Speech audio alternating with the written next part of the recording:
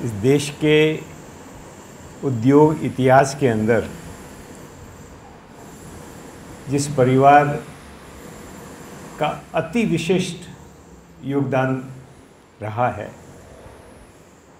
और जिसके बारे में कोई कारणों से लोगों ने उसके बारे में जितना जानना चाहिए उसका 2% भी नहीं जाना होगा, ऐसे परिवार के कुलदीपक परम ज्ञानी और जैसे भाऊ ने बताया कि एक बड़ी विशिष्ट सोच, बड़ी पैनी सोच, गहरी प्लानिंग, ऐसे गुणों के संपन्न अभय सेठ,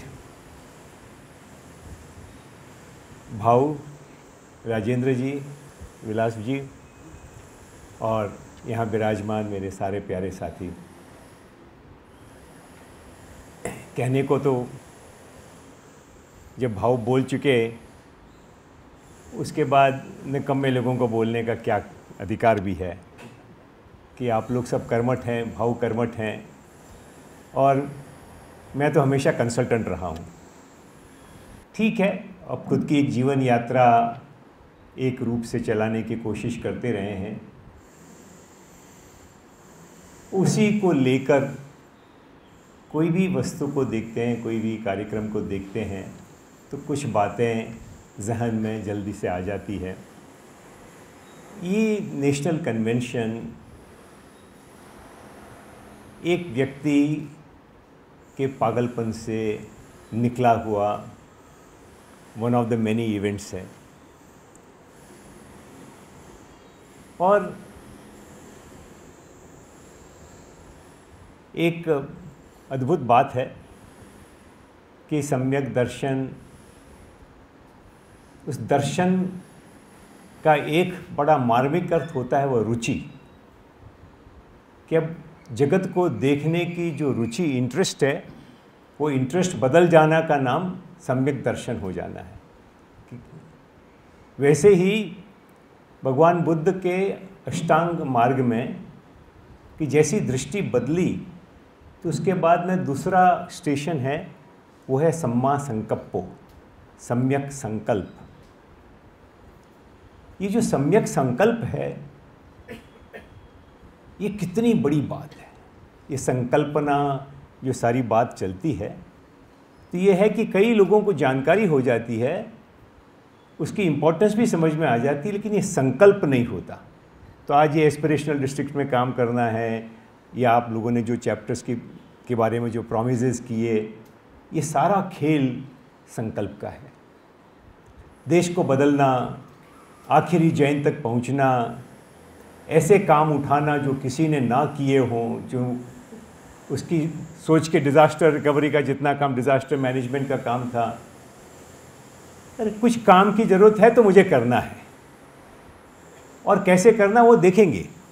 वो बोलते हैं कि आपके 3 शब्द हैं, डेयर, ड्रीम एंड डिलीवर। आज भाऊ ने ये BJS 2.0 की कल्पना जो हमारे सबके बीच में रखी, ये चैप्टर्स खोलने की बात कही।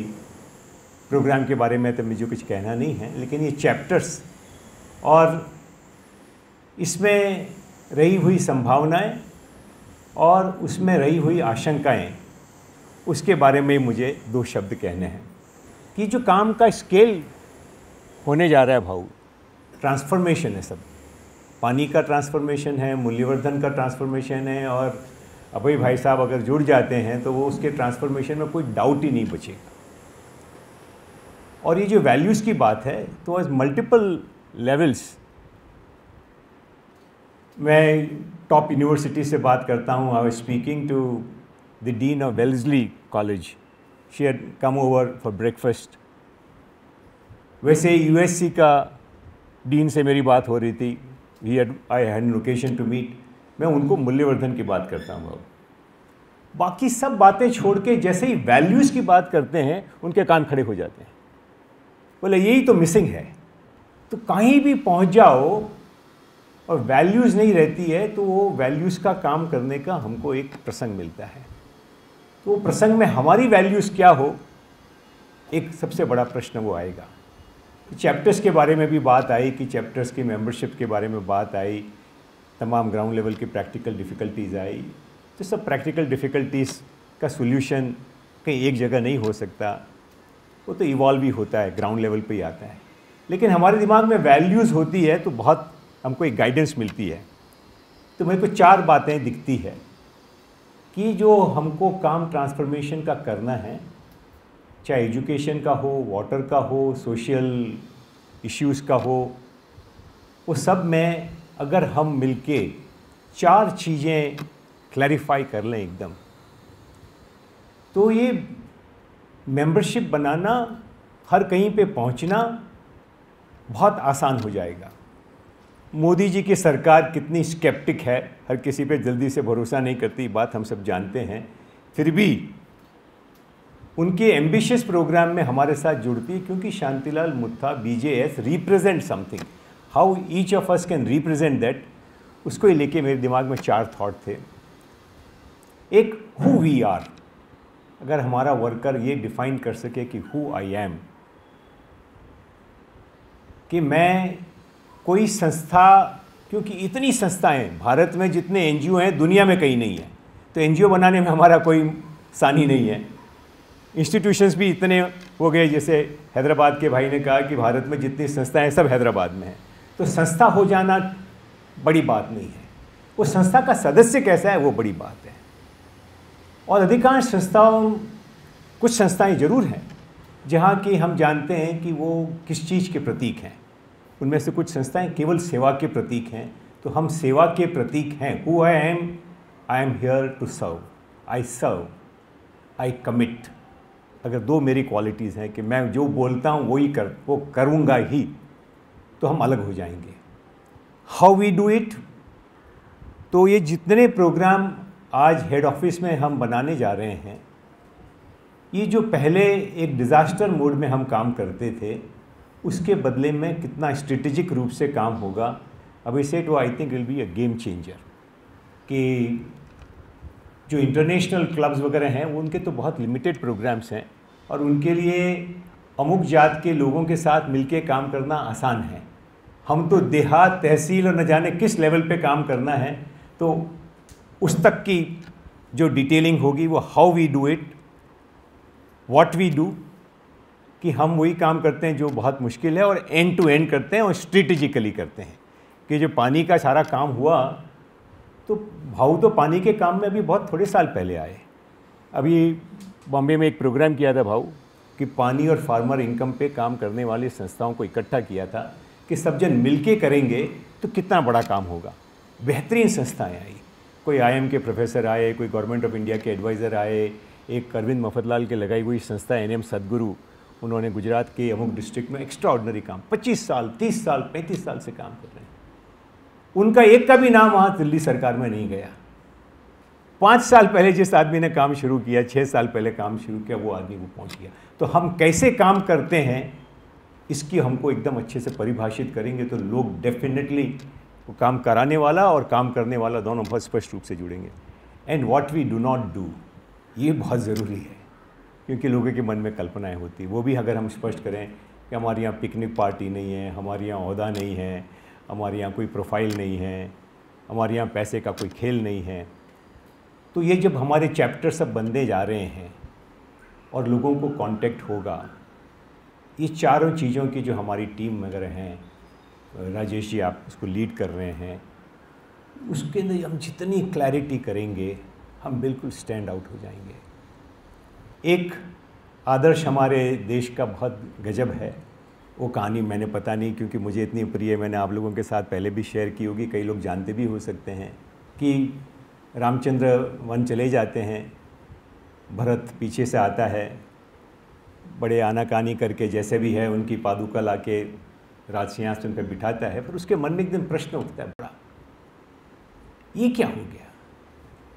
मेरे भाई का राज्याभिषेक हो रहा था, तो राज्याभिषेक के बदले में वनवास हो गया।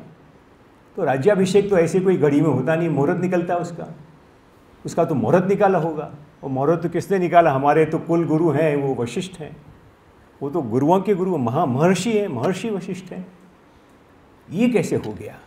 तो उसे बड़ा गुस्सा आता है। वो पहुंचता है महर्षि के आश्रम में और वो कहता है, महर्षि ये क्या, हम तो आपके ऊपर भरोसा करते हैं, आपसे एडवाइस लेते हैं, और आपने ये क्या मुहूर्त निकाला कि कितना सर्वनाश हो गया, पिताजी चले गए, मेरी माएँ विधवा हो गई वगैरह वगैरह। तो बड़ा मार्मिक प्रसंग है। तो तुलसीदास जी अपने रामचरितमानस में कहते हैं कि वशिष्ठ के पास अब उत्तर है भी और नहीं भी, मुनि है, महर्षि है, तो उत्तर तो देंगे ही। वो कहते हैं कि भरत भावी प्रबल है, कहे वशिष्ठ मुनिनाथ, हानि लाभ जीवन मरण, यश अपयश विधिहात। तो वो कहते हैं कि भाई हर मुहूर्त की सीमा है, और सीमा ये है कि जो भावी है वो कैसे ही घटित हो जाता, कोई उसको नहीं रोक सकता। तो बोले कि काली ये प्रसंग है, तो वो ज्ञान के रूप में हमको कहते हैं कि ये चीज़ें किसी के हाथ में नहीं हैं। हानि लाभ, जीवन मरण और यश अपयश। तो जीवन में जितने घोटाले हैं, हम जीवन मरण को छोड़ भी दें तो बाकी सब ये हानि लाभ और यश अपयश के ही हैं। मेरे को कितना क्रेडिट मिलेगा, मेरा कितना क्लाउट होगा, कई संस्थाओं के अंदर ये सब चीज़ें बहुत बड़ी होती है। तो हमारे यहाँ ये सब नहीं है, व्हाट वी आर नॉट। तो ये हानि लाभ, जीवन मरण, यश अपयश, ये 6 चीज़ों के बिना काम करने वाला कोई है तो वो भारतीय जैन संगठन का सेवक। एक बात और जो चलती है मन में, वो ये चलती है कि अभी मैंने एक सीरियल से जुड़ा था, 6-7 साल से सीरियल बना रहे थे। वो सीरियल था भारत की संस्कृति पे, कि भारत की जो संस्कृति, पुरानी संस्कृति बच गई, वो दुनिया की कितनी बड़ी ऐतिहासिक घटना है जिसके बारे में लोगों ने सोचा नहीं। कि नॉट ओनली दैट कि हमारी संस्कृति इतनी समृद्ध थी, बल्कि एक ये दुनिया का विशेष भूखंड, एक it's a piece of land which is very unique. तो मैं ज़रूर कहूँगा कि वो सीरियल आप लोग ज़रूर देखें। 19 एपिसोड हैं, तो it's a serious time commitment, लेकिन आई गारंटी यू कि एक एक एपिसोड में आपको न जाने कितनी जानकारी और प्रेरणा होगी। तो भारतीय संस्कृति, उसकी निरंतरताएं और बदलाव, वो नाम से विशुद्धि फिल्म्स। विशुद्धि फिल्म्स के यूट्यूब चैनल पे आपको ये सब एपिसोड मिलेंगे। तो ये भारतीय संस्कृति और भारत कितने स्पेशल हैं, अगले 25 साल के अंदर दुनिया को और ज़्यादा समझ में आने वाला है। आज जियो पॉलिटिक्स में तो ये बात समझ में आ ही रही है कि क्वाड बन रहा है, दुनिया के सारे लोग हमारे साथ जुड़ना चाहते हैं वगैरह। मैं उस बात में नहीं जाना चाहूँगा, लेकिन इस देश में जितनी गरीबी है, इस देश में खुशहाली का जितना पोटेंशियल है, वो खुशहाली और ये सब पोटेंशियल अगर हमने जन्म लिया है यहाँ पे, हम जैन बने, हम समृद्ध बने, समर्थ बने, तो हमारी ड्यूटी कितनी बड़ी ड्यूटी है। मैं उसको एक अलग पैमाना देना चाहता हूँ कि हम बीजेएस में हैं या नहीं हैं, हम चैप्टर में हैं या नहीं हैं। हर एक भारतीय को ये बात समझने की है कि यहाँ पे जन्म हुआ है हमारा, तो कोई ना कोई स्पेशल मनुष्य भी बने, भारत में भी बने, जैन बने तो कोई बहुत स्पेशल कारण से बने होंगे। मुझे तो ये बात समझ में आई हुई है, तो मुझे तो कोई इतनी स्पष्टता से दिखती है जिसका कोई हिसाब नहीं है। आप सब लोगों के लिए भी मुझे स्पष्टता से दिखती है, लेकिन मैं आपको ये प्रेरणा देना चाहता हूँ कि आप लोग भी स्पष्टता से सोचिए कि कोई चीज़ अकारण तो घटित होती ही नहीं है। इस समय में जब भारत का उत्थान, अगले 25 साल में दुनिया हिलेगी, भारत चढ़ेगा। उसमें अगर हमने ये जो काम है हमारे हैं, मूल्यों का काम कर लिया, तो हम दुनिया को बचाएंगे। आज मूल्यों की क्राइसिस देखिए। इलॉन मस्क दुनिया का स्टीव जॉब्स के बाद सबसे इनोवेटिव आदमी है, लेकिन उसका बिहेवियर देखिए कि ट्विटर कंपनी पे उसने धावा बोले मुझे लेना है, मुझे नहीं लेना है, एक खिलवाड़ कर दिया। उसके अपने शेयर बेचने के बारे में इतना खिलवाड़ किया जिसका हिसाब नहीं। तो ये संपन्न हो जाना, समृद्ध हो जाना एक बात है, सत्तावान भी हो जाना, मूल्यवान हो जाना बहुत अलग बात है। तो ये मूल्यों की जो समझ भारत देश के अंदर है वो कहीं नहीं है। तो न जाने कितनी बातें हैं, इसकी वजह से भारत का बहुत ज़बरदस्त पीरियड आएगा, लेकिन अगर हम समर्थ नहीं हैं और सुरक्षित नहीं हैं तो ये सब बातें कोई सुनता नहीं है। आज हम समर्थ होने लगे तो भारत की बात सुनने लग गए, तो हमें तो बहुत समर्थ होना है, समृद्ध होना है। और उसके अंदर ये सारी बातें जो ना भी दिखती हो, भारत की समृद्धि से, उसकी सत्ता से, उसकी दुनिया के अंदर विश्वमित्र बनने की क्षमता से, सारी बातें पानी, मूल्य और एजुकेशन तीनों से जुड़ी हुई है। पानी के बिना किसान की इनकम नहीं बढ़ सकती, किसान की इनकम के बिना भारत की गरीबी का तोड़ नहीं मिल सकता। तो भाऊ ने न जाने कैसे कहाँ से शादियों से शुरू कर कर स्मार्ट गर्ल जैसे प्रोग्राम से शुरू कर कर जिस मुकाम पे पहुँचे हुए हैं, वो भारत के एकदम क्रिटिकल फंक्शंस हैं और हम सबको उसके साथ जोड़ने का मौका है, हमको जुड़ने का मौका है। और ये जो चैप्टर्स बन जाएगा तो ये कितना बड़ा मूवमेंट बन जाएगा, उसकी कल्पना में ये तो शुरुआत है, न जाने कितनी बातें आएगी। और आज की जितनी बातें मैंने सुनी तो मुझे बहुत अच्छा लगा कि we will be able to shape it. कोई भी चीज़ नई शुरू होती तो इवॉल्व होगी, इवॉल्व होते होते इतनी एक्स्ट्राऑर्डिनरी हो जाएगी। और भाव ने जब मुझे बताया कि अभय सेठ आ रहे हैं, और गई साल मुझे एक मौका मिला कि मैं भाई साहब के साथ एक वीकेंड में रह सका और इतना रोमांचित होके गया। तो हमारे साथ जो जुड़ जाएंगे, उनकी जो मार्गदर्शन मिलेगा वो एक्स्ट्राऑर्डिनरी होगा।